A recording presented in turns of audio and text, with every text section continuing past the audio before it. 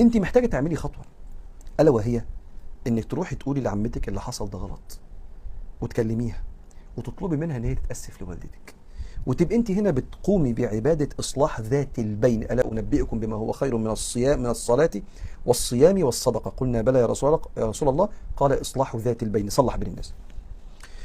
فلو عملت كده وعمتي قالت لك لا هو ده النظام وهشتمها، ساعتها ما اقدرش اقول لك انا وانا قاعد في التكييف كده خليكي مع عمتك اللي شتمت امك وبتتكبر، ما اقدرش اعمل كده وابقى كده باجي على حضرتك. لكن نفترض رحتي لعمتك وقلت لها لو سمحتي انت شتمتي امي، مش المفروض تعملي كده، يا ريت تصلحيها، فرجعتيها لرشدها وتاسفت لوالدتك، انت عملتي وصل للرحم رهيب. فقبل ما تقرري هقطع ولا اوصل، الاول بس اعملي الخطوه دي وربنا يعينك عليها.